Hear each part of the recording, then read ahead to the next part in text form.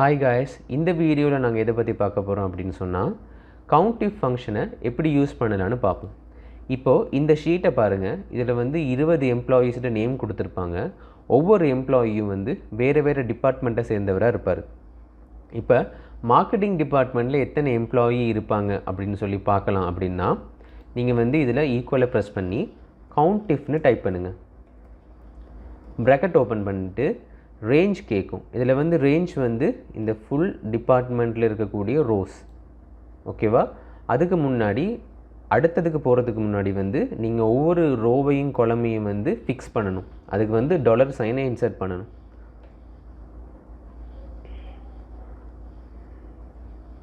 அப்புறம் கடைசியாக வந்து ஒரு கமாவை ப்ரெஸ் பண்ணுங்கள். கமாவை ப்ரெஸ் பண்ணதுக்கப்புறம் க்ரைட்டீரியா கேட்கும். க்ரைட்டீரியா வந்து இதில் மார்க்கெட்டிங், ஏன்னா மார்க்கெட்டிங் டிபார்ட்மெண்ட்டில் தான் எத்தனை எம்ப்ளாயி இருக்காங்கன்னு நாங்கள் கண்டுபிடிக்க போகிறோம். அதனால் மார்க்கெட்டிங்கை ப்ரெஸ் பண்ணிட்டு ப்ராக்கெட்டை க்ளோஸ் பண்ணிட்டு என்டர் பண்ணுங்கள். இதில் 8ன்னு வரும். அதுக்கப்புறம் ட்ராக் பண்ணிங்கன்னு சொன்னால் எல்லா டிபார்ட்மெண்ட்லையும், இப்போ மார்க்கெட்டிங்கில் 8 பேர் இருக்காங்க, ஃபைனான்ஸில் 7 பேர் இருக்காங்க, ஹெச்ஆரில் வந்து 5 பேர் இருக்காங்க.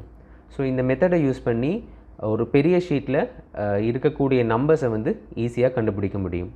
இதை ட்ரை பண்ணி பாருங்கள். பாய், தேங்க்யூ.